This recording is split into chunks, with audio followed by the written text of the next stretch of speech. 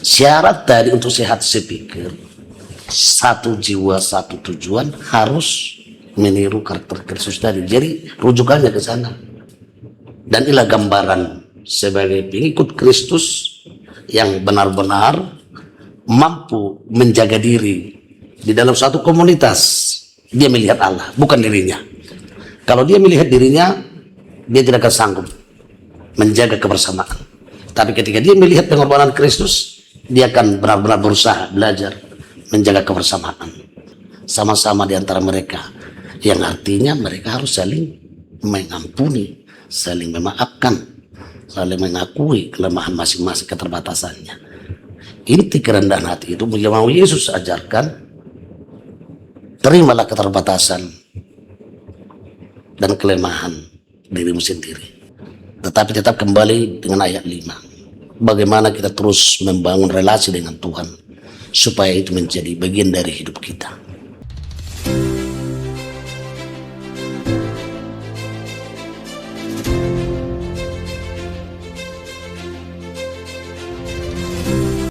Shalom Mama Nginang, saudara-saudari yang terkasih di dalam Tuhan kita Yesus Kristus. Kita bertemu kembali di dalam program di kanal YouTube HKBP Distrik 20 Kepulauan Riau dengan program Sermon Evangelium HKBP Distrik 20 Kepulauan Riau. Dan tentu saja setiap minggunya kita akan bertemu dengan narasumber yang berbeda-beda. Dan di minggu ini untuk Evangelium tanggal 29 Maret 2026 di Minggu Palmarum, kita akan bersama dengan salah seorang pendeta dan kita akan mendiskusikan, mengulik tuntas tentang turpuk atau teks khotbah kita. Langsung saja Bapak Ibu, inilah dia narasumber kita, Amang Pendeta Deser Nababan. Ya, shalom Amang. Shalom Ya, Pendeta. kalau saya hanya bisa memperkenalkan Amang sekedar nama, tapi supaya Bapak Ibu saudara-saudari yang akan menonton kanal YouTube kita mengenal lebih dalam, silakan Amang boleh diperkenalkan diri terlebih dahulu. Ya, terima kasih untuk Inang Pendeta yang cantik memberikan kesempatan kepada saya.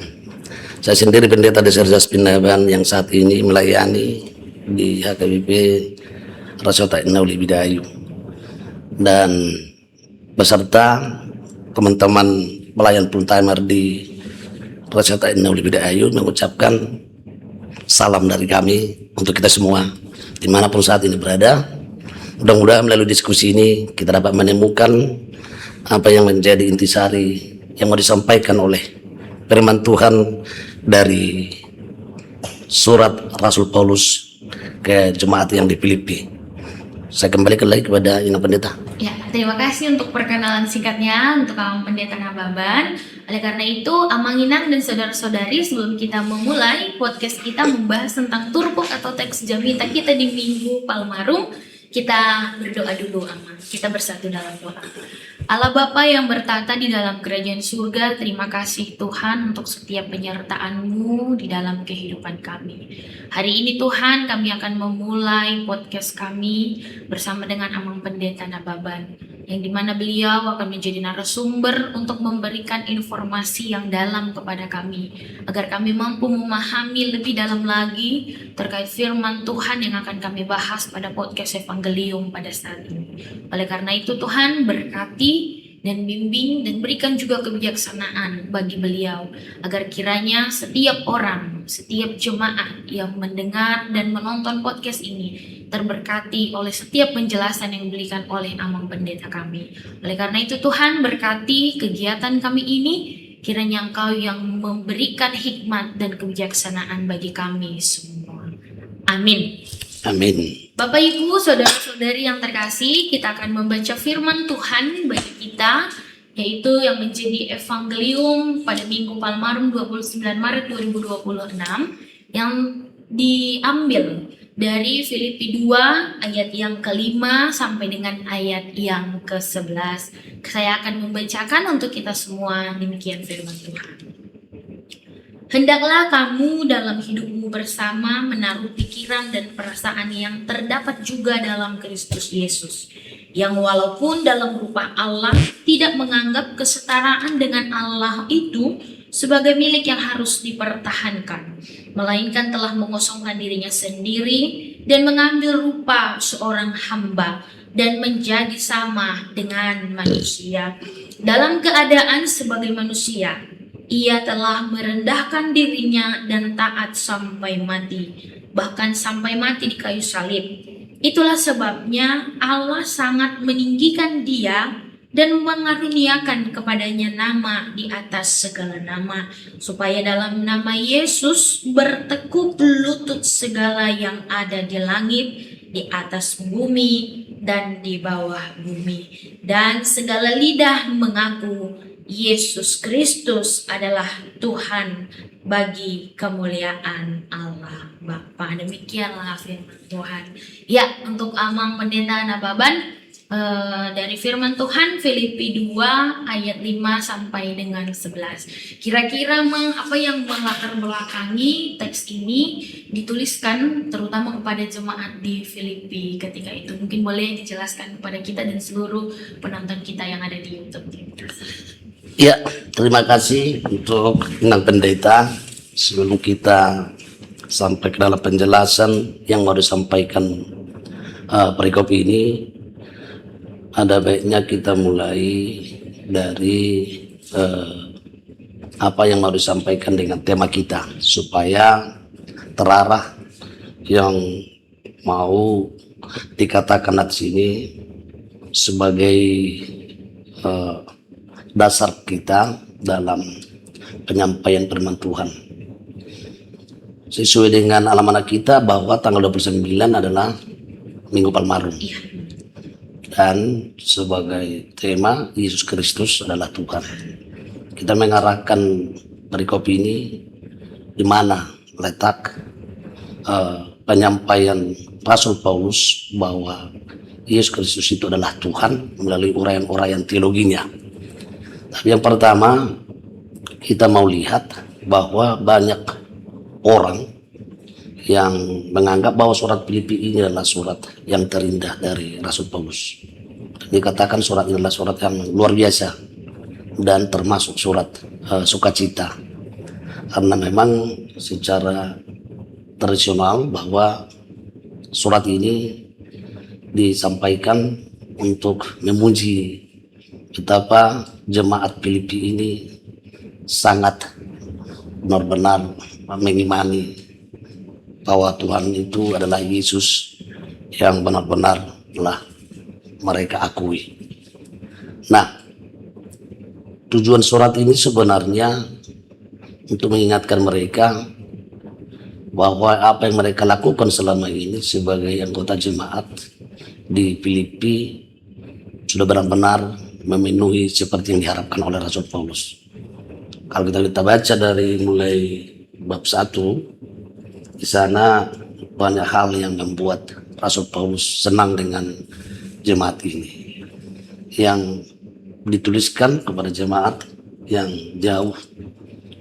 Inilah surat yang pertama dialamatkan kepada jemaat yang ada di daratan Eropa.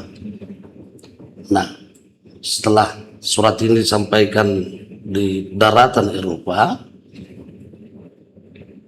dia sampaikan sukacitanya karena mereka semua menunjukkan apa arti sebagai orang Kristen. Latar belakang mereka yang jauh di perantauan namanya di daratan Eropa, kasih sayang mereka di antara mereka bersama dan diakoni mereka juga baik, dan termasuklah jemaat ini jemaat yang misioner. Dan yang sangat-sangat menyenangkan dari jemaat ini, mereka sangat peduli dan sayang dengan para pelayan Tuhan. Dan ini juga kita harapkan saat ini, bagaimana jemaat kita itu menghargai pelayanan para pelayan Tuhan yang benar-benar mau melayani dengan kesungguhan, dan sekaligus jemaat mau diarahkan untuk melakukan apa yang menjadi kehendak Tuhan dalam hidup mereka. Jadi yang membanggakan jemaat ini adalah mereka adalah jemaat yang misioner. Kita lihat tadi di pasal 1, bahkan Rasul Paulus sendiri juga sangat-sangat rindu untuk bertemu kembali dengan mereka, karena dia pada saat itu berada di penjara. Dan selama dia di penjara, dia mendengar informasi dari utusan jemaat yang di Filipi melalui Epaphroditus. Dia menyampaikan berita bahwa jemaat ini sungguh luar biasa. Bahkan 2 kali mengirimkan bantuan kepada Rasul Paulus di penjara.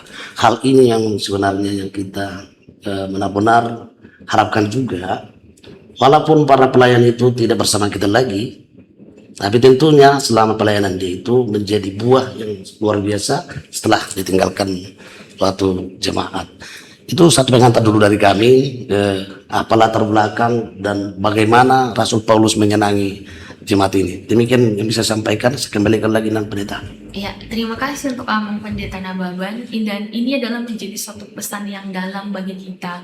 Ketika kita mengimani Yesus Kristus adalah Tuhan. Dan sama seperti yang Amang katakan tadi Amangnya, karena pelayan itu pun ya kita kenal di HKBP sikap di Kristus doa, ya begitu kan Amang? Iya. Ya, Amang Inang, itulah yang menjadi pengantar bagi kita untuk menjadi latar belakang ketika kita memahami Filipi atau surat Filipi itu sendiri. Nah, oleh sebab itu Amang, sekarang kita akan masuk ke dalam inti dari khotbah kita pada Minggu Palmarum atau Minggu Mare-Mare yang dengan topik Yesus Kristus adalah Tuhan dan apa sebenarnya yang diinginkan. Dengan latar belakang dari jemaat Filipi itu tadi, yang dimana keimanannya bertumbuh, ternyata mereka masih menerima tetap nasihat dari Paulus. Kira-kira tentang nasihat ini, karena ini dalam Mama. Apalagi kalau kita baca tadi di pasal yang ke-10, biarlah segalanya yang di atas langit, di bawah bumi semua bertekuk lutut. Nah, kira-kira apa Amang yang mau disampaikan dari teks ini sehingga kita dapat memahami dan mengkaitkannya langsung dengan topik minggu kita, Yesus Kristus adalah Tuhan. Silakan Amang, boleh dijelaskan. Iya, kita kembali lagi dengan perikop ini. Sebenarnya kita harus melihat nats ini dari mulai ayat 1. Titik berangkatnya dari sana. Rasul Paulus mengharapkan jemaat ini benar-benar bersatu, mempertahankan kebaikan mereka. Yang tadi yang saya sampaikan, jemaat yang misioner tadi. Nah, di ayat 2 jelas di sana disampaikan oleh Rasul Paulus supaya mereka tetap sehati sepikir, satu tujuan, satu kasih, dan satu jiwa. Karakter seperti ini dari sisi kemanusiaan kita sangat sulit untuk kita pertahankan. Oleh karena itu, Rasul Paulus mengharapkan kita belajar dari karakter Kristus itu sendiri. Kalau kita berangkat dari diri kita, kita tidak akan sanggup. Bagaimana suatu komunitas untuk sehat sepik. Jangankan dulu satu komunitas, satu keluarga saja bisa berbeda pola pikirnya karena latar belakang yang berbeda. Nah, itu sebabnya dia arahkan jemaat itu harus belajar dari karakter Kristus. Itulah yang kita mulai tadi dari ayat 5. Di sana bahwa Rasul Paulus mengharapkan supaya mereka benar-benar di dalam hidup mereka itu menaruh pikiran dan perasaan yang terdapat dalam Yesus Kristus. Nah, dia uraikan syarat-syarat supaya mereka bersatu, supaya sehat sepikir melalui karakter Kristus itu sendiri. Dengan jalan bagaimana? Nah, kita baca tadi di mulai ayat 6, walaupun dalam rupa Allah, tidak menganggap kesetaraan dengan Allah itu sebagai milik yang harus dipertahankan.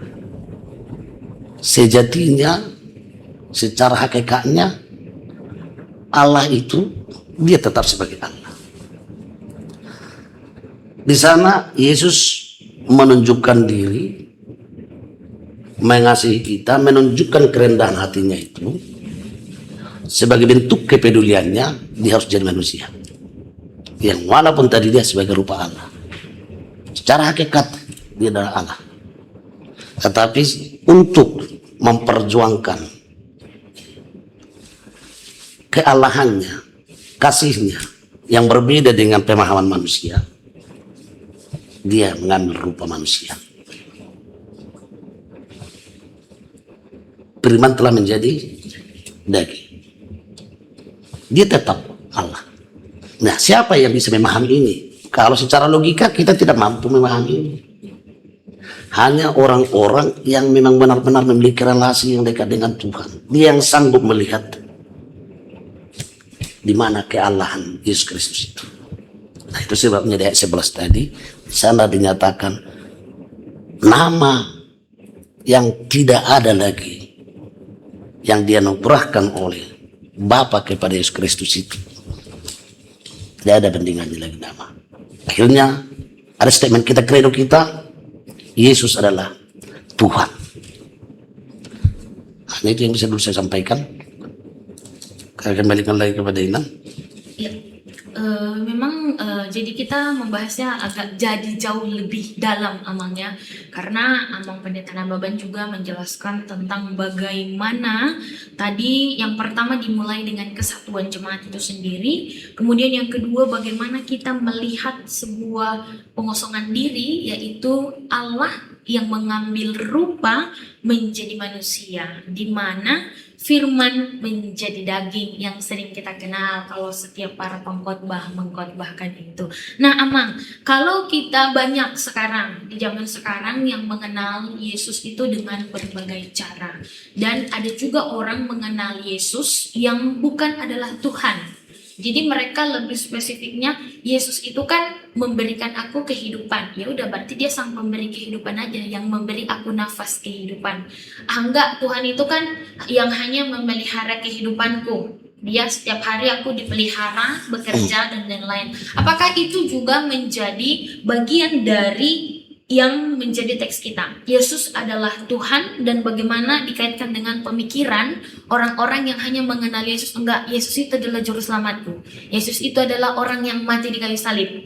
Nah, sementara kalau di teks ini kan jelas Yesus Kristus adalah Tuhan. Kalau Tuhan ini kan mencakup semua dari kategori yang tadi saya sebutkan. Kalau itu bagaimana, Bang?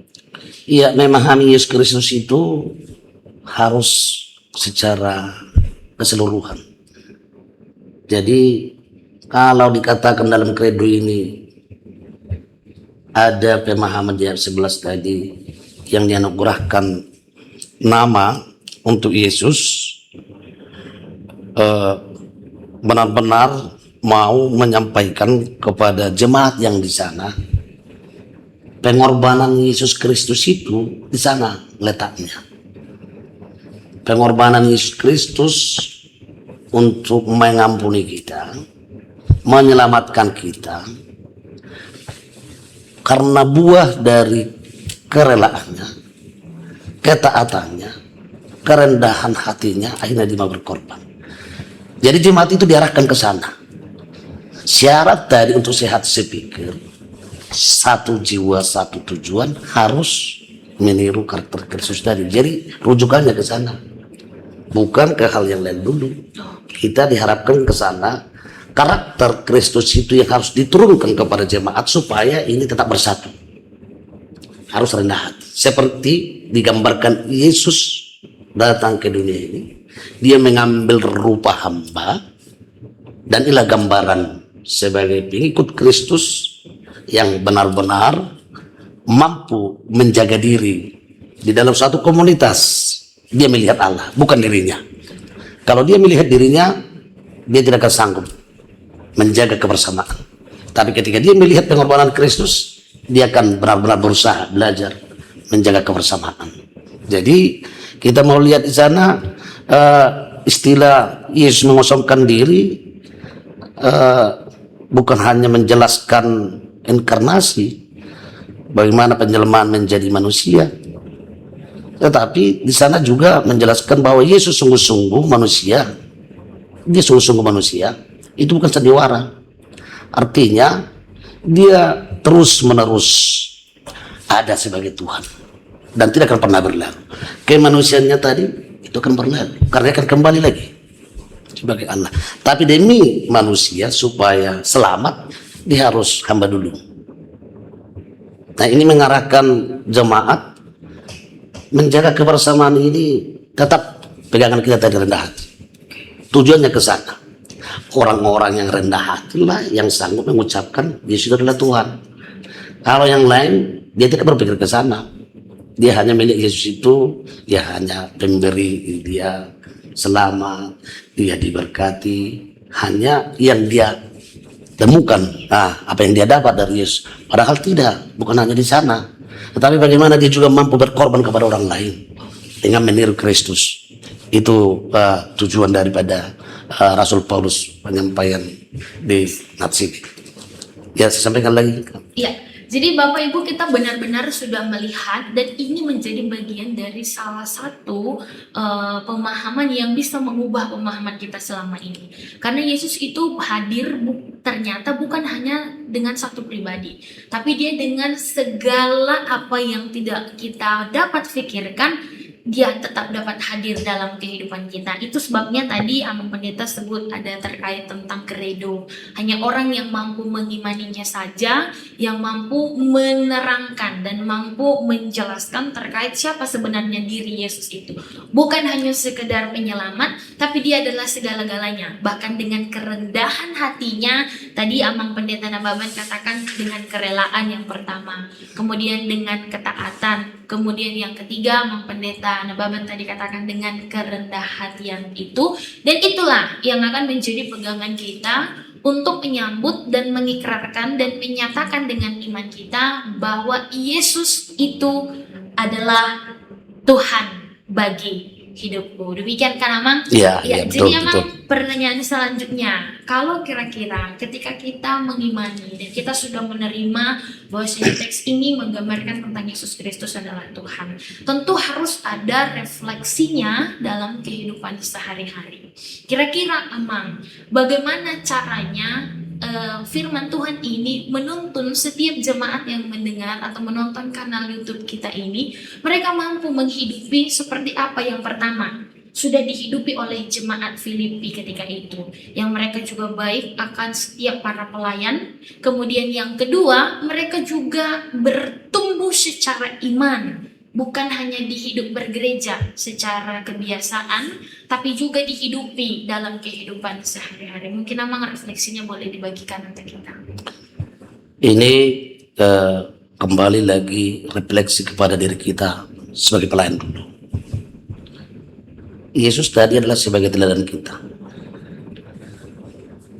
Dan Yesus mewariskan karakter yang sedemikian yang sangat sulit ditemukan sebagai manusia dari kacamata sebagai manusia, yang artinya kita sebagai pelayan, ya kita mulai dari diri kita dulu.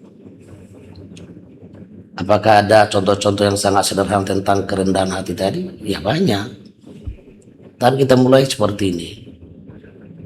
Seorang pelayan, ya dia menunjukkan dirinya, kesiapan pelayanan dia itu tanpa ada memandang pembeda-bedaan di antara jemaat itu sendiri. Dia tidak menunjukkan bahwa dia sanggup melakukan tugasnya tanpa kehadiran Kristus. Itu bukti dari kerendahan hati. Jadi saya tidak sanggup melakukan pelayanan ini kalau mengandalkan kemampuan saya sendiri. Tapi karena Tuhan Yesus yang mengutus dan memilih, ya saya kembalikan lagi, dia yang memimpin dan dia yang membimbing dalam pelayanan. Itu kembali dari pelayanan kita itu sendiri. Nah, dari sana jemaat kita juga akan paham. Sedangkan para pelayan itu sudah seperti itu. Nah, lanjut lain seperti itu kepada jemaatnya. Mengapa jemaat Filipi sangat menyayangi Rasul Paulus? Ya karena memang dia menunjukkan itu, karakter itu. Seperti yang Inang Pendeta tadi katakan, sikap Kristus sebagai para pelayan. Gambar Yesus itu dinampakkan dalam pelayanan kita. Kalau kita mengandalkan pikiran kita, ya sikap Kristus itu tadi ya tidak ada. Jadi kita kembalikan lagi, kita belajar meniru seperti Yesus tadi. Karena siapapun tidak akan pernah sanggup dalam pelayanannya dengan mengandalkan kemampuannya sendiri. Dia dilayakkan oleh Tuhan dan pastinya dia disanggupkan oleh Tuhan. Banyak persoalan yang kita hadapi dalam pelayanan kita, baik dari diri kita sendiri, keluarga, dan juga dari jemaat. Tapi yang sering menjadi persoalan, apakah kita sanggup menyelesaikan dari diri kita? Tidak sanggup. Tapi ketika Yesus sendiri telah mewariskan karakter kerendahan hati kepada siapa yang percaya bahwa Yesus itu adalah Tuhan, dia pasti sanggup melakukan itu semua. Nah, itu satu. Nah, yang kedua, kalau kita baca berulang-ulang tentang perjalanan pelayanan Yesus, dan mulai dari khotbah-khotbahnya atau bahkan dari mulai kelahirannya, itu sudah nampak karakter Yesus itu. Dia adalah rendah hati.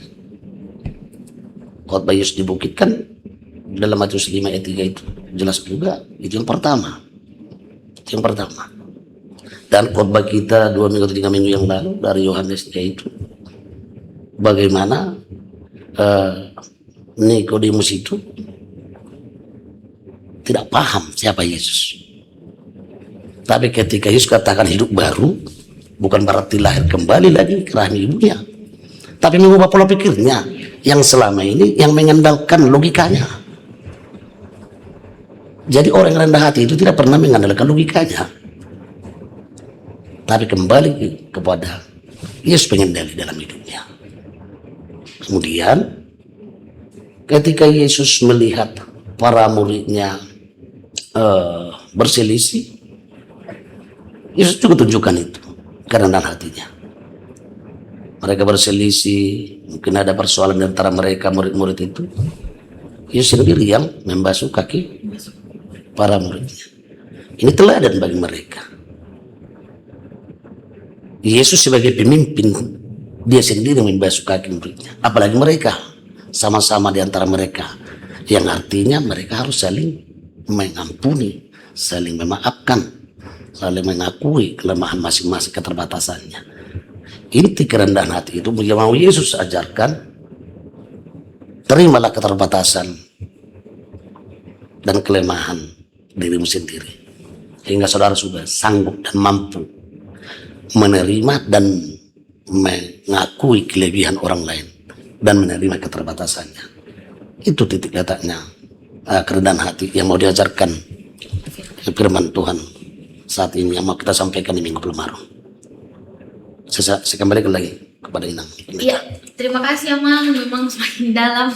Saya juga tidak menyangka teks ini akan lebih ringan seperti ini, karena tadi saya mempersiapkan dengan galian teks yang mungkin lebih dalam tentang teologis. Ternyata Bapak Ibu Amang Pendeta Nababan bisa membawa kita kepada pemahaman yang sangat ringan tentang bagaimana kita melihat firman itu tidak berat, tapi betul-betul ringan, dan kita dihantar kepada pemahaman mengapa kita penting untuk mengimani dan percaya kepada Tuhan Yesus Kristus sebagai Tuhan bagi kita. Karena terlebih dahulu dia hadir dengan kesederhanaan.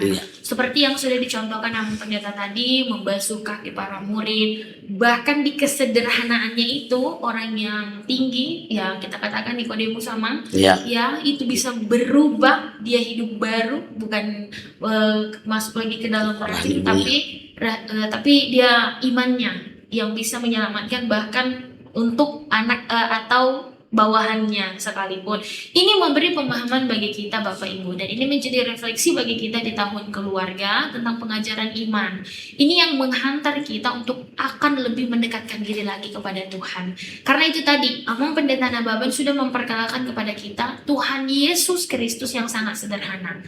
Hal yang paling kecil tadi membasuh kaki para murid. Demikian juga kita dengan keberdosaan kita. Apalagi Amang di Minggu Palmarum dengan biasa kita mau mengangkat buah pal mare-mare, kemudian dengan seruan dia adalah raja bagi kita. Rupanya hari Jumatnya salibkan dia.